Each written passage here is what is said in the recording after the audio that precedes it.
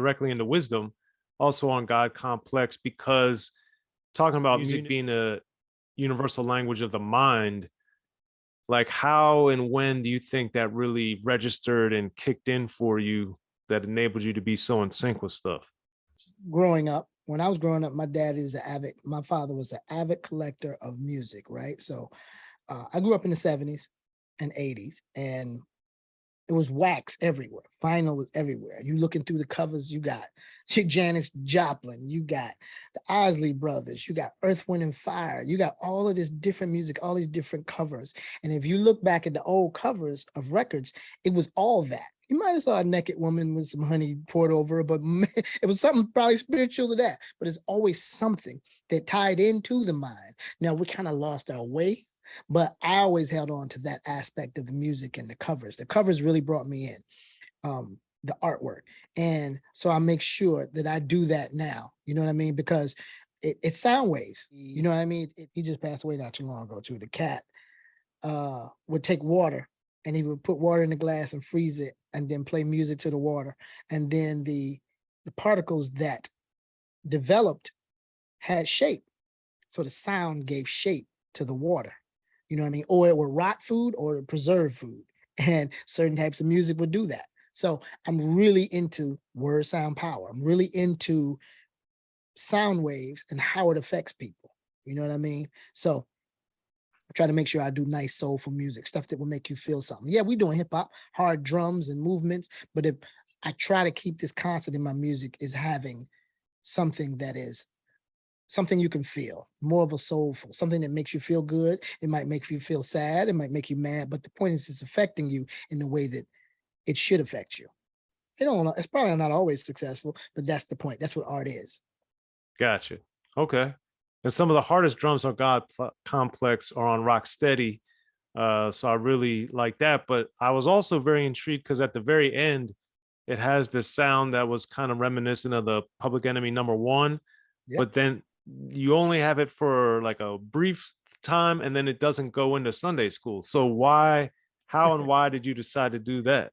It's just bits and pieces, man. I love, it's funny. A lot of stuff, if you hear something like that was a whole nother song that I wanted to do. It just didn't work out as a song. So what do? I'm going to throw it in. I just might have a thought. It might not have been no rhymes on it, or it might not have become another song, but it's like, Pete Rock is famous for this. So I love Pete Rock. He would do a song and then he would go into a whole nother beat. And you'd be like, what is that beat? It's not a song. It's just the outro. It's just a change. It's just something to give you. I call it a ear cookie. These are ear cookies just to drop. And that was old too. Public Enemy, literally. Just wow, wow, wow, wow. Just a little bit. Just let you feel it. You know what I mean? And that whole album, if you listen to my music, any of my music, I got a lot of odes and ear cookies and little things that I put in. And that was just one of them. Hard drum with nothing going on. And I put that at the end because, let me go into this. Rocksteady. That's Sa-Roc, R-O-C, right? I'm a member of the Rocksteady Crew Bronx chapter. That's a break beat at the end. That's one of the main reasons I put that there. Usually that's where the breakers would get down, right there. When Kool Herc would drop them breaks and go back and forth on the drum, that's why those drums would drop a lot of times. For me, my body don't move like it used to, but in my mind, I'm breaking, I'm spinning on my head, my back, and doing footwork. So I just throw the music there for B-boys. If they ever want to loop it, they can use it. Real important to me because that's a part of the culture. Well, also with Rocksteady too, there's no words in the chorus, so that makes it easy. Just rhyming. Yeah, that makes it easy too. Yeah. And speaking of things not being there, on Sun-Dey-Skool, I was very intrigued because this doesn't happen often, but there are a few notable examples of it where there's no percussion on a rap song. So given that drums obviously are the foundation of rap, what made Sun-Dey-Skool a place where you didn't want to have any percussion? So Sun-Dey-Skool, that features Planet Asia. Planet Asia is the archetype of conscious MCs, and he's two sides. He'd be like, don't forget the liquor and the brew, but he's still dropping jewels. He is like an MC's MC. So I was like, I'm gonna do what he don't normally do. He usually just rhyming over hard drums and stuff. And plus the music was, I had a version with drums, but I took it out. I never even showed him that. So this will be the first time he hear that.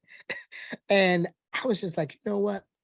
I'm gonna see what he does. I'm just gonna give him these moving pianos, real like different, yet soulful, but yet symphonic.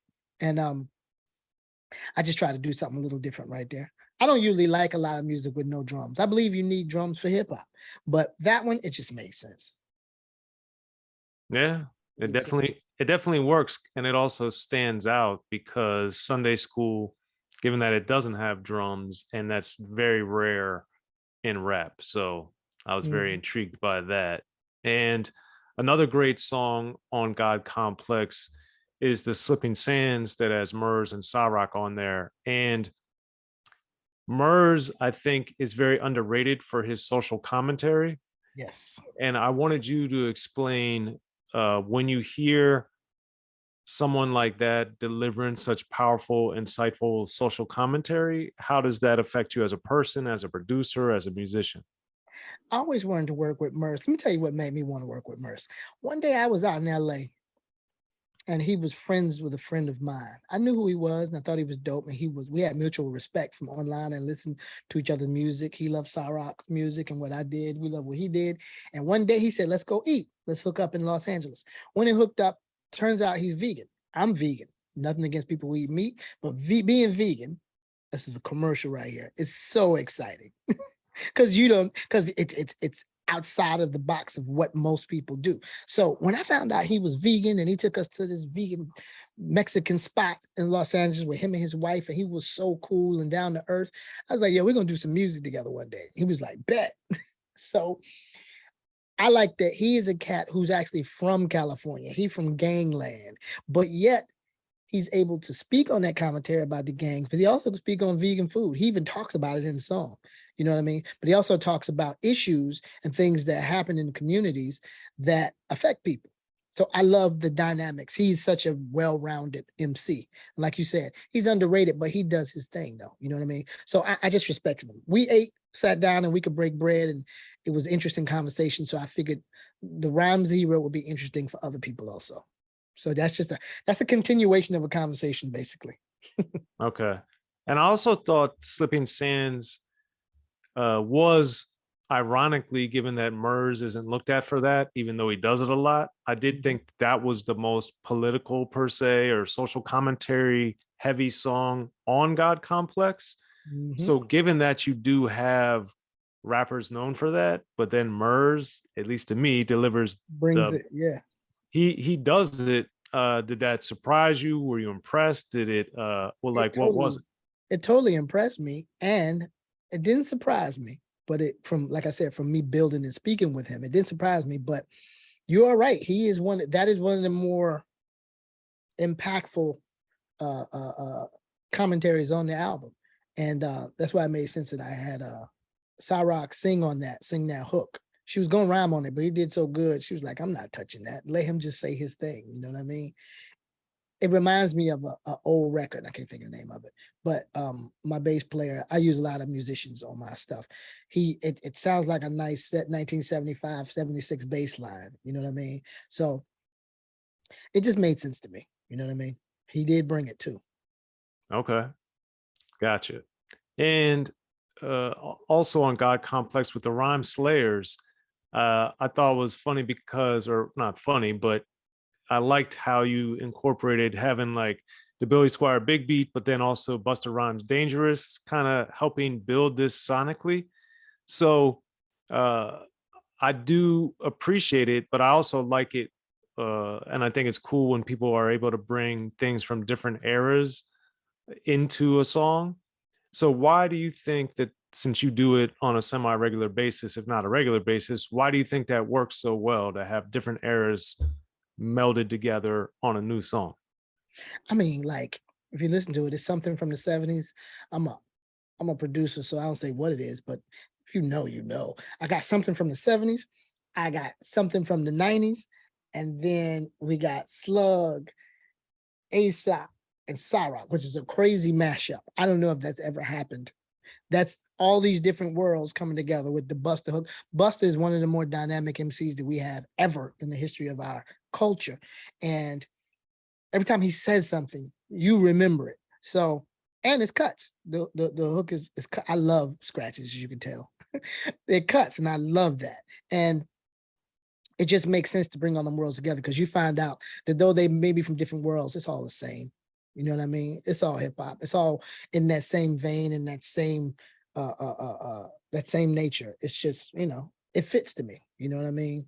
I mean, even that, like I said, those three coming together, you would never put them three together. You might put, and that's just because they're on the same label. You would never put them three together. Let me just say it like that. But I think everybody held their own well, though. Okay. Got it. Now, as far as your career overall, I wanted to get from you, what impact do you think that having a B-boy, being in Rocksteady, all these different things has had on you as far as how you make music? Oh, like I was saying, it's the culture. So I started out as a B-boy and a DJ and a graffiti artist, because everybody did something in the culture. If you got four facets, when we were growing up, you would know somebody who did graffiti and he or she rapped. You knew somebody was a breaker, but then they were dope at DJing. I did three: DJing, which is the producer, basically, the b-boying, and graffiti. But what, you get in trouble doing a lot of graffiti, so I slowed down on that. Then with b-boying, as I got older, I couldn't travel as much because I had children. So I ended up with the production and the DJing. And initially, like I said, I grew up in hip hop, but my start in the industry, quote unquote industry, was what we call the other side. I came up late 80s, early 90s. I produced Boys to Men. I produced Madonna. I produced TLC. I worked on a lot of stuff. I came up with Dallas Austin. That used to be my best friend. We're still good friends, but that's who I came up with. So I was blessed to be able to see the other side of the game, as Badu says. I was able to see, you know, the way the quote unquote big records were made. And I injected a lot of the hip hop that I grew up with in that. If you listen to, shoot, TLC and ABC was some of the first R&B records that have scratches in them, you know, and that was me. I was going to say, I know you did the scratching on Creep. So yes. I did a lot more on Creep, but yeah, Creep and a lot of records. I got a lot of records, you know, that, you know, we had a team of producers, you know what I mean? And we did a lot of work. But, you know, back in the day, you're 21, 22 years old, you know, some things they pay you good and you don't pay attention. You just do the work. So you end up being the ghost producer. But I'm not like a lot of the cats I grew up with that got mad and quit. I kept going, you know what I mean? And so, like, you know, TLC Creep is one of the bigger songs on earth, period. You know what I mean? And that right there got hip hop. Like you said, I got scratches in there. I was cutting, I can't remember if it was Public Enemy or if it was Slick Rick, but either way, but see, that's the thing. It comes from Shinehead, right, originally. And Shinehead actually sued because I put that cut in there. It's funny. He didn't sue me, he sued the label. But as you see, Creep is still one of the biggest records. And Bjork, I worked on Bjork, possibly, maybe. Big remix for that. You know what I mean? So I got to, and I put James Brown in hers. But you know, the thing is being able to have that culture and inject it into hip hop culture and inject it into popular music. You know what I mean? To me, it's really important. And then it just came full circle for me. And I'm back just in my hip hop bag. I mean, I do R&B too. You know, to me, it's all music. You can sing over hip hop beat or you can rap over it. You can rap over R&B beat or you can sing over it. Either way, as long as it's musical. That's my thing. Good music. So then I've always been curious about this with you. You're from Atlanta, but went to New York. Then how did you get back? How, why, and when did you go between the two cities and then end up in Atlanta permanently? When I was young, I'm from Atlanta. When I was young, I was a b-boy, heavy into it. My dream was, and everybody laughed at me, I'm a rock with Rocksteady crew. One day, and my peers and my family was like, "You mean them guys from TV, from Flashdance? You're not gonna dance with them. They're famous out of New York." I was like, when I graduate from school, I'm gonna go to New York and hook up with Rocksteady. And my mind was on that from 12 years old. Now, 1987, 88, my brother comes home from work and says, I met Mr. Wiggles from Rocksteady Crew. I said, you did? Wow. He said, yeah, I told him that you would wreck him. I was like, wait, you told him what?